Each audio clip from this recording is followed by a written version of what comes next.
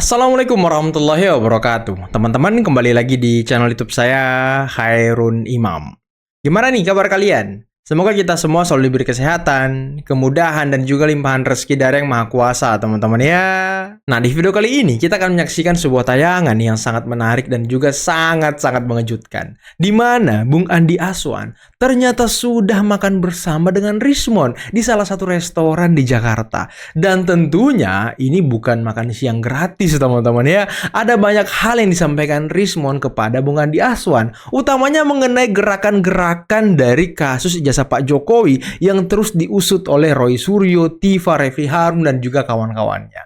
Utamanya mengenai siapa bohir mereka, apa motif politik mereka, dan kira-kira apa target utama mereka dalam kasus ijazah Pak Jokowi. Nanti kita simak videonya seperti apa ya. Karena selain itu, saya punya berita yang sangat menggemparkan juga nih, bahwa mantan Wakil Presiden Republik Indonesia yang bernama Yusuf Kala atau disingkat JK, konon kabarnya diduga sudah memprediksi bahwa sebentar lagi atau tidak lama lagi akan ada chaos di Indonesia. Waduh. Apa-apaan ini? Kok bisa-bisanya mantan wakil presiden ngomong akan ada chaos?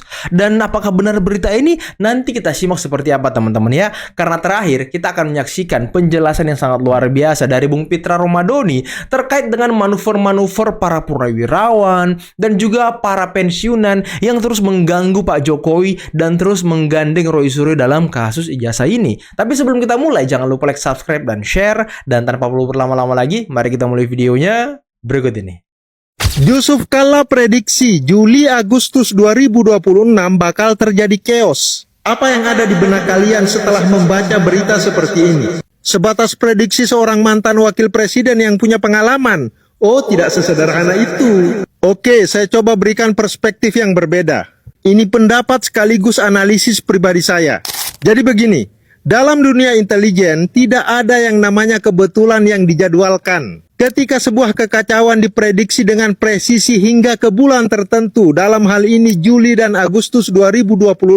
Bagi saya, itu bukan lagi analisis sosial yang objektif, melainkan sebuah maklumat operasi. Secara teoritis, krisis yang bisa ditentukan tanggal mainnya adalah krisis yang sedang dikonstruksi. Jadi dengan adanya pernyataan tersebut, maka kita sedang melihat sebuah intelligence preparation of the battlefield, di mana pernyataan publik seorang tokoh digunakan sebagai alat conditioning untuk melegitimasi kekacauan sebelum ia benar-benar meledak. Kemudian sinyal akan adanya chaos dalam pernyataan tersebut. Ini adalah bentuk psychological operation yang sangat tajam. Dalam keyakinan saya, tujuannya sangat jelas, menciptakan ekspektasi publik akan kegagalan pemerintah.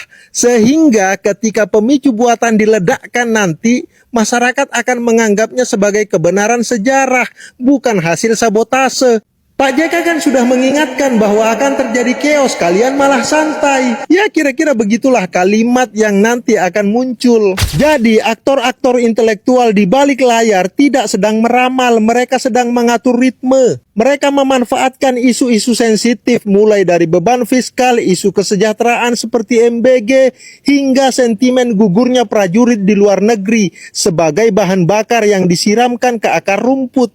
Ini adalah pola strategic engineered crisis. Targetnya adalah delegitimasi total kepemimpinan Presiden Prabowo Subianto. Dengan menetapkan jendela waktu di pertengahan 2026, para aktor ini sedang mengirim sinyal kepada sel-sel politik dan ekonomi untuk mulai melakukan destabilisasi secara sinkron. Mereka menciptakan masalah, mengelola kemarahan, dan pada akhirnya akan muncul sebagai penyelamat di tengah puing-puing kekacauan yang mereka rancang sendiri. Jadi jangan terkecoh oleh bungkus peringatan dini. Dalam kacamata intelijen, siapapun yang bisa menunjukkan kapan bom akan meledak, biasanya dialah yang memegang remote kontrolnya. Kita tidak sedang menghadapi ramalan, kita sedang menghadapi jadwal eksekusi politik yang matang. Ini menurut keyakinan saya, kalian boleh punya pendapat lain. Tapi saya ingatkan sekali lagi, hati-hati mengkonsumsi narasi-narasi seperti ini. Karena bisa saja itu adalah umpan yang nyangkut di mata kail.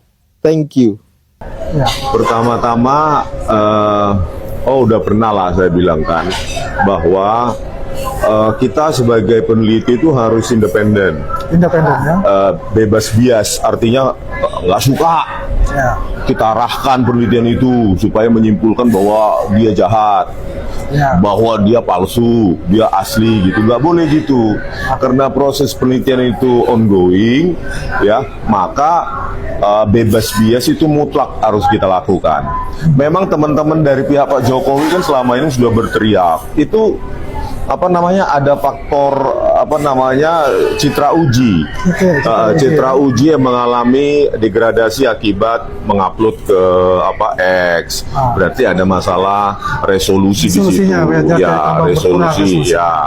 Terus dia mengalami pergeseran. Ya. Tidak focal point dari kamera tidak tepat di tengah citra uji, ya kan? Berarti ada translasi.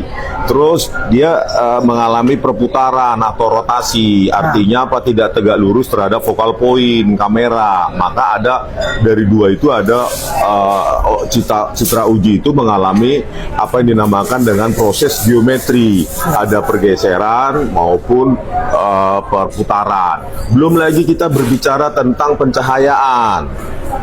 Belum lagi kita bicara tentang hardware yang digunakan gitu loh. Nah, ini semua itu tidak menjadi variabel yang saya include-kan di dalam buku JWP 480 halaman itu, Bang. Jadi itu sekitar 3 bulan yang lalu dan mereka mengatakan kapan menelitinya. Ya saya meneliti bebas saja tengah malam. Sebagai programmer ya tengah malam otak-atik. Karena ini sahabatnya Bang Risman tuh, siapa sih, Michael Sinaga itu kan, wah saya tiap hari hadir di situ, nggak pernah namanya Bang Risman itu membuat suatu penelitian tandingan atau apa yang ongoing kayak Ya gitu. kan saya nggak hidup satu atap dengan dia. Saya kan kos kan Bang di Jakarta ini. Kos, Iya ya? kan? Iya kos gitu loh. Jadi kalau dibilang kemarin tuh ada 50 miliar dana ini, justru karena saya buktikan saya independen, saya keluar, berarti nggak ada dana itu dong. Tapi bisa saja mungkin juga Bang Risman. Bisa Risman aja. dilibatkan mereka yang Nah ada yang bilang saya nggak dapat, orang lain dapat, ya terserah lah. itu Gitu. terserah mereka kan, ini kan Iya. dugaan. Makanya saya bilang kalau mereka yang menuduh saya dapat yang 50 atau bagian dari 50 miliar itu, coba buktikan ayo mana. Baik kejadiannya di mana, tempatnya di mana, apakah by cash atau by cek atau by apa, itu kan kalian bisa. Yang menuduh itu dengan gampang dong harusnya memberikan informasi detail. Oke, kembali lagi ke itu. Nah, jadi yang saya lakukan tadi alasannya kan itu sekitar setelah saya lakukan itu setelah gelar perkara khusus. Gelar perkara khusus ya, yang 15 Desember ya. Datang ya? Ada juga. saya, tapi yang pertama saya. Nah, di situ kan sudah saya ceritakan. Bang Jagir juga melihat dan yang lain juga melihat.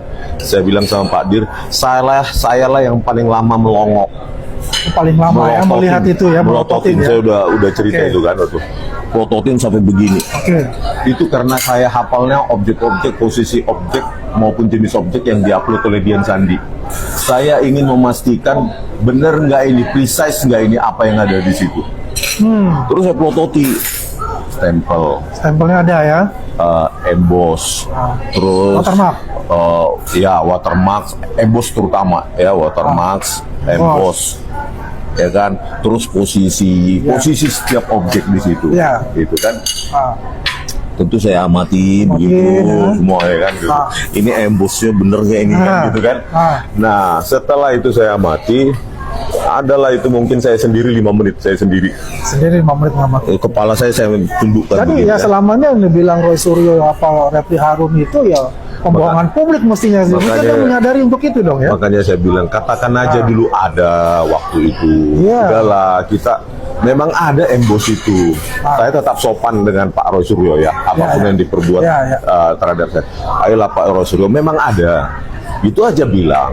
Terus watermark juga ada, stempel juga ada. Setelah mengamati itu, saya periksa lagi tuh Bang, yang diupload oleh Dian Sandi utama. Periksa lagi ya. Lebih dalam. Memang Nah, apa yang kita periksa juga melihat pakai mantiuk itu. Iya. Nah, kalau saya kan programming sendiri ya. Ya, program sendiri, kita pakai mantiuk. RGB mapping setiap ruang warna itu saya periksa. Oke. Ternyata benar ada. Saya miss di situ. Dan memang di dalam buku JWP itu baik emboss maupun watermark Watermark, itu ya. tidak menjadi bahan uji saya loh. Oh, jadi bukan bahan uji. Bukan. Nanti saya tambahkan. Apa resur yang bahan ujinya? Nah, itu nggak tahu dimulainya diskusi itu dari mana, tetapi kalau teman-teman beli bukunya itu di buku JWP itu baik emboss maupun watermark itu tidak menjadi bahan kajian saya. Nanti saya tambahkan itu di di buku Jadi bukan bahan antitesa. Jadi nanti tadi itu kan bahwa emboss dan watermark tidak bahan kajian saya. Terus yang kedua tidak memasukkan faktor resolusi dalam resolusi dan variabel geometri ya, pergeseran, translasi atau rotasi itu tidak menjadi bagian saya. Terus nanti saya simulasikan bagaimana ketika resolusi rendah dan ada faktor geometri, translasi maupun rotasi maupun pencahayaan, itu bisa membuat garis itu hilang, saudara-saudara. Karena apa? Kontrasnya rendah antara merah tua atau merah gelap dengan hitam ya. Ketika resolusi rendah karena kontrasnya rendah dan mengalami geometri, itu bisa hilang, tidak terdeteksi seperti yang saya temukan di buku JWP. Nah, itulah yang saya koreksi. Terus kalau saya koreksi, saya kan nggak harus minta izin pada Rosuryo maupun Iya Dr. dong, Diva. ini kan penelitian sendiri. Karena buku JWP itu sejarahnya memang ya ditulis sendiri-sendiri. Sendiri kan. Porsi punya Pak Roy itu 49 halaman, saya 480-an halaman. 480 halaman. Ya, Bu Diva 160-an halaman. Dan itu tidak ada koordinasi. Jadi saya tidak bertanggung jawab dong dengan tulisannya Pak Roy. Saya juga tidak bertanggung jawab terhadap tulisannya Bu Diva. Ya masing-masing ini. Nah, sejarahnya penulisan itu ya benar saya yang melayout semua. Pak Roy memberikan dalam bentuk chat WA. Chat WA aja ya. Terus saya pakai email dia bikin sendiri. Terus saya ekspor ke WA email saya tata lagi dalam Word document. Jadi memang begitu, saudara. Ya udahlah, saya orang Batak to the point. Makanya saya bilang. Ya, saya tuh senang lah kalau gitu ya, Bang Risman ya. Jadi itu udah gentle saya katakan. Kan saya selalu mengatakan bahwa setiap peneliti itu pasti ada miss-nya. Tapi bagaimana kita itu bicara terus kemarin saya kan terangkan ya kan, Newton sendiri bisa mengkoreksi formulanya. Einstein juga bisa. Thomas Alva Edison juga. Iya, Thomas Alva Edison dan banyak sekali penemu-penemu besar. Mereka nggak malu itu. Terus setelah saya lakukan itu kan ceritanya kan, saya 3 bulan pokoknya setelah gelar perkara itu saya sampai bulan 2 nggak salah, saya berenung. Udah saya tulis-tulis juga temuan saya itu kan, programnya saya temukan. Terus saya cerita akhirnya curhat ke Bang Jamada, ya Bang Jamada Girsang kan pengacara. Memang banyak kan Bang, tapi karena Bang tahu yang paling saya percaya adalah Bang Jamada. Dari sekian itu yang paling netral ya beliau lah. Terus curhat lah saya sama Bang Jamada. Bang, saya ada temuan gini, saya nggak bisa tidur Bang. Saya siap kalau saya masukkan itu tetap konsisten hasilnya dan saya siap masuk penjara lah. Saya bilang gitu. Tetapi ini ada temuan baru. Bagaimana nih Bang? Bang Jamada pun ya sekedar mendengarkan curhat saya lah kan gitu. Nah, Pak, kalau dari Mas Pak Andi Aswari itu kan menyebut Bapak menyetujui restoratif justice itu untuk RJ Rismon, apa benar Pak? Restoratif justice itu adalah kewenangan Polda Metro Jaya, adalah kewenangan para penyidik. Saya hanya hadir ke saya, Pak Resmon Syanipar, kemudian meminta maaf dan saya maafkan sudah. Dan selanjutnya itu yang ngurus penasihat hukum saya. Kenapa beda dengan yang Egy Sujana Pak, yang sudah datang juga sudah minta maaf juga, tapi kenapa sikapnya beda? Ya ditanyakan ke Polda. Kalau di sini sama, urusannya hanya memaafkan.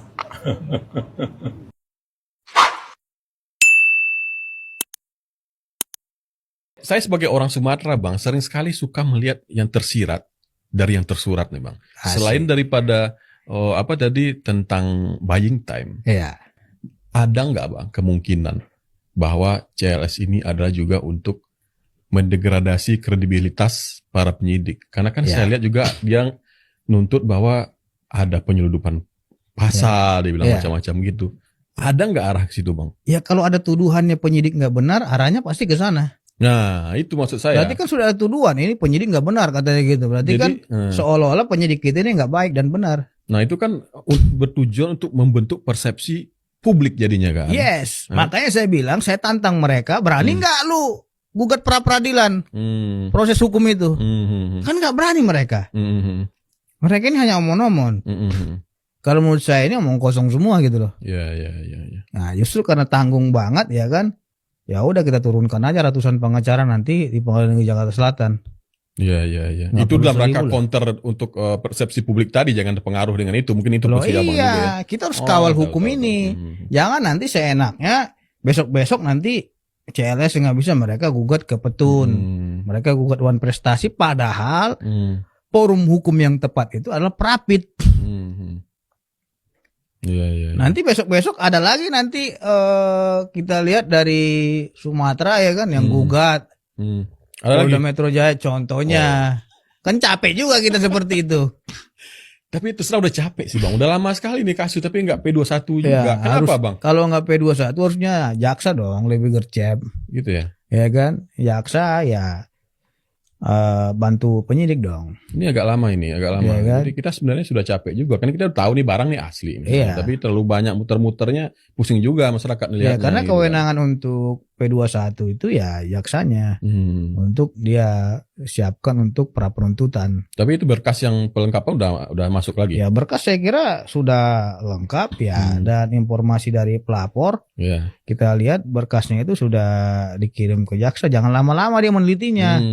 Ya cukup sekali teliti udah limpahin aja ke persidangan, nanti diuji di persidangan gitu loh. Persidangan ya. Nggak usah terlalu ribet. Bang, dalam kasus ijazah Pak Jokowi ini kan memang kemarin tuh ada semacam rudal hypersoniknya Iran gitu kan. Iya. Yang menghantam dengan berbalik arahnya Rismon Sianipar ini. Minta maaf RJ, dan dalam proses kan RJ-nya. Setelah Rismon ini meminta maaf dan mengakui ijazah Pak Jokowi asli, kan muncul berbagai macam isu baru nih Bang. Saya nggak tahu apakah ini terkait dengan bocoran dari Rismon Sianipar atau enggak. Contohnya tentang dalang nih Bang. Kalau dulu kan kita tahu orang besar di baliknya itu mungkin dikatakan ada si biru, ada si merah. Lalu kemarin saya nonton juga dari Bang Ade Darmawan itu di salah satu YouTube juga berbicara tentang dalang yang bernama Chaplin segala kan. Ada juga siapa namanya Bang Farhad Abbas ngomong ada SS gitu kan. Nah ini kan berkembang terus nih Bang. Abang lihat ini ada pengaruh dari bocoran disampaikan oleh Rismon Sianipar atau gimana? Kok makin melebar ini Bang? Ya saya kira apa yang mereka sampaikan itu kemungkinan ada dugaannya mengarah ke sana. Kan begitu. Tapi yang pasti yang namanya pertempuran itu semuanya itu kan butuh modal. Pasti biaya. butuh logistik Bang. Ya, saya tanya Abang secara pribadi. Kalau Abang dalam ingin bertempur yang memang tidak kepentingan Abang, mau nggak biaya pribadi secara habis-habisan? Ya enggak lah. Sampai katanya habis 600 berapa juta gitu kan? Jangan kau uang pribadi Bang, harus cuan malah. Iya makanya, jadi nggak masuk akal kan gitu. Iya. Masuk akal. Secara logika memang harus ada ya. Iya, tapi yang pasti saya minta kepada penyidik ya agar pihak-pihak yang memang terlibat di dalam kasus ini segera dipanggil tanpa pandang bulu. Apakah ada orang yang terlibat? Karena di dalam KUHP 55 ya yang lama dan Junto 56 ada mengatur terkait dengan doenpleger, artinya turut serta dalam perbuatan tidak pidana. Menyuruh orang juga ini tuduh ini ijazahnya palsu kan gitu. Ini memaksa orang untuk melakukan perbuatan sesuatu atau membiarkan sesuatu yang ikut serta di situ, itu bisa dimintai pertanggungjawaban pidana. Jadi itu yang harus menjadi catatan bagi para pihak ya. Jangan coba-coba bermain dalam kasus ini. Ya, karena saya lihat ini potensinya akan mengarah ke sana. Siapa yang ikut dalam permainan ini gitu. Menurut insting abang sebagai acara, Oh, iya. kira-kira siapa yang sebenarnya yang paling kalau- punya motif? Kita bicara motif aja, nggak Iya. ada orangnya. Kalau tentunya itu pasti orang tua, itu aja intinya. Orang tua. Iya. Semua tua Karena kan- kali bang. Karena kan Tua berbicara semua bang. karena kan berbicara senior katanya tadi kan gitu. Iya kan? Jadi biru, merah, Chaplin. Enggak, nanti kalau dibilang biru ada pula yang baper ya kan? Baper mereka konferensi pers mereka ini padahal kita nggak sebut siapa biru kan, berarti kan kalau ada yang merasa berarti kan wajib diduga dong benar itu Gitu ya. pelakunya kan gitu. Hmm. Nah, makanya ini zaman sekarang ini Bang ya adalah zaman di mana baper itu nomor 1. Polda Metro Jaya, hentikan saja kasus ini. Anda tidak punya lagi kemampuan untuk mengumpulkan bukti-bukti yang kuat. Anda sudah melanggar batas waktu yang ditentukan oleh undang-undang. Kejaksaan segera kembalikan SPDP. Kenapa undang-undang menentukan batas waktu 14 hari? Supaya penyidik itu serius. Ketika berani menetapkan orang sebagai tersangka, maka dia harus bertanggung jawab terhadap alat buktinya dia gitu. Ya, berarti kita bisa menduga bahwa penyidik Polda Metro Jaya sampai hari ini sebenarnya masih belum yakin terhadap bukti-bukti yang mereka miliki. Makanya kenapa berkas ini tidak dilanjutkan lagi kepada pihak kejaksaan. Kalau memang buktinya tidak cukup, baik dari sisi saksi 120 orang diperiksa. Iya. Kurang banyak apa coba? Bukti 700. Bukti 700 barang bukti disita. Surat, ratusan surat disita. Ya. Kemudian 22 ahli, ditambah lagi dengan ahli kita. Kurang banyak apa coba? Perkaranya sederhana. Padahal perkaranya sederhana. Hanya selembar ijazah Iya. yang satu-satunya di dunia menimbulkan kegaduhan, membuat satu heboh negara itu hanya punya Pak Joko Widodo. Dan kalau memang pada akhirnya laporan Pak Joko Widodo itu tidak layak untuk diproses dan dituntut di pengadilan, hentikan kasusnya. Tapi apa nggak malu bro, Pak Jokowinya? Ya resiko lah. Kalau resiko gini, kalau ijazah ini tidak bermasalah menurut saya, sebenarnya gampang kok ini. Ya. Ini udah naik nih ke proses persidangan. Tapi karena banyak bolong-bolongnya, banyak kelemahannya, banyak yang berantakan, alat buktinya nggak jelas. Kemudian ada lagi yang sekarang sudah menjadi termul, itu juga nggak jelas. Menurut saya memang kasus ini udah nggak jelas. Karena terima parsel ya. Ya itulah. Menurut saya Sentana tidak menerima parsel bang. Sentana nggak menerima. Jadi menurut saya sudahlah. Polda Metro Jaya, hentikan saja kasus ini. Anda tidak punya lagi kemampuan untuk mengumpulkan bukti-bukti yang kuat. Anda sudah melanggar batas waktu yang ditentukan oleh undang-undang. Kejaksaan segera kembalikan SPDP. Kita bikin hashtag kembalikan SPDP. Yes. Dan kalau SPDP dikembalikan, tidak ada lagi perkara pidana ini. Teman-teman mau melaporkan pihak lain, silakan dilakukan. Oke teman-teman, itulah tadi beberapa video yang bisa kita simak, yang bisa kita saksikan pada kesempatan kali ini. Dan gimana menurut kalian tentang penjelasan serta analisis yang sangat tajam dari Bang Dean Natsir terkait mungkin ramalan atau prediksi dari Yusuf Kalla atau Pak JK, mantan wakil presiden Republik Indonesia 2 kali, era Pak SBY 1 kali, era Pak Jokowi 1 kali, dan bisa-bisanya gitu dia memprediksi akan terjadi chaos di bulan Juni, Juli, atau pokoknya dalam waktu dekat inilah. Tapi mengenai keabsahan berita itu, saya belum mendapatkan video Pak JK yang berkata demikian. Saya belum mendapatkan kapan beliau berkata demikian. Dan ini terkait apa sebenarnya? Apakah terkait dengan kelangkaan BBM? Apakah terkait dengan isu lain? Nah, ini perlu kita dalami nantinya teman-teman ya. Tapi yang terpenting ya, apa motif di balik ini semua? Ini yang terpenting teman-teman. Ini pertanyaan besarnya. Dan tadi bisa-bisanya loh Bung Andi Aswan ngajak Rismon makan bareng sambil ngulik-ngulik informasi dari Rismon dan mempublikasikannya. Tapi ya di sisi lain memang Rismon sepertinya sudah berdamai dengan dirinya sendiri, sudah legowo, memang sudah tidak ada lagi kebencian terhadap Pak Jokowi. Ya, tapi ya walaupun beliau mendapatkan SP3 nantinya dari kasus ijazah Pak Jokowi, dugaan pencemaran nama baik dan lain sebagainya, tapi dia belum bisa lepas dari jerat hukum terkait dengan dugaan ijazah palsu dari Yamaguchi, dan ini sangat rame banget teman-teman. Dan Bang Bill sangat ngotot, sangat keras tidak akan mencabut laporan, dan kita dukung Bang Bill, kita kawal terus Bang Bill agar ya laporan ini bisa sampai di pengadilan teman-teman. Jadi dia lepas dari kasus yang satu tapi jatuh lagi di kasus yang lain teman-teman, dan ini sangat menarik tentunya. Dan bagaimana menurut kalian tentang penjelasan dari Bang Pitra Romadoni? Waduh, yang konon kabarnya sih Bang Pitra mendesak akan ada yang terlibat yang lain teman-teman. Jangan hanya tersangka-tersangka ini. Kalau yang terlibat lain ini harus juga diproses gitu. Yang ngompor-ngomporin, yang ikut membantu, ini kan ya bisa masuk pidana juga teman-teman. Tapi kira-kira gimana ya? Apalagi Tifa 2 hari lalu juga sudah menyampaikan bahwa YouTuber-YouTuber ini kembali muncul namanya di surat Polda Metro. Apakah mereka juga akan menjadi tersangka nantinya? Kita saksikan kelanjutan ceritanya nanti teman-teman ya, karena saya sudah mau berangkat ke Solo. Saya ingin berangkat ke Solo malam ini, ingin mengikuti kegiatan YouTuber Nusantara. Karena berhubung saya juga sebagai bendahara gitu ya kan.